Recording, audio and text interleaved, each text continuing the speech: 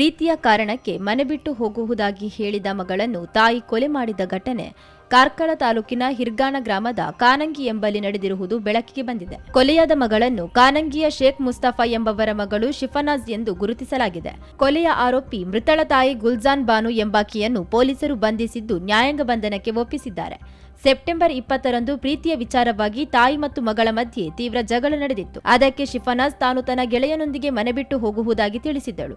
ಇದರಿಂದ ತಾಯಿ ಸಿಟ್ಟಿಗೆದ್ದು ತನ್ನ ಮಗಳ ಬಾಯಿಗೆ ಬಟ್ಟೆ ತುರುಕಿಸಿ ಕುತ್ತಿಗೆ ಒತ್ತಿ ಹಿಡಿದು ಕೊಲೆ ಮಾಡಿರುವ ಘಟನೆ ನಡೆದಿದೆ. ಈ ಬಗ್ಗೆ ಶಿಫನಾಜ್ಲ ತಂದೆ ಮಗಳು ತಾಯಿಯ ಜೊತೆ ಜಗಳವಾಡಿ ಆತ್ಮಹತ್ಯೆ ಮಾಡಿಕೊಂಡಿರುವುದಾಗಿ ನೀಡಿದ ದೂರಿನಂತೆ ಕಾರ್ಕಳ ನಗರ ಪೊಲೀಸ್ ಠಾಣೆಯಲ್ಲಿ ಪ್ರಕರಣ ದಾಖಲಾಗಿತ್ತು. ಮರಣೋತ್ತರ ಪರೀಕ್ಷೆಯಲ್ಲಿ ಶಿಫಾನಜ್ಲನ್ನು ಕತ್ತು ಹಿಸುಕಿ ಕೊಲೆ ಮಾಡಿರುವುದು ದೃಢಪಟ್ಟಿದೆ. ಅದರಂತೆ ತಾಯಿಯನ್ನು ಪೊಲೀಸರು ವಿಚಾರಣೆಗೆ ಒಳಪಡಿಸಿದಾಗ ಈ ಕೊಲೆಯ ಪ್ರಕರಣ ಬೆಳಕಿಗೆ ಬಂದಿರುವುದಾಗಿ ಪೊಲೀಸರು ತಿಳಿಸಿದ್ದಾರೆ.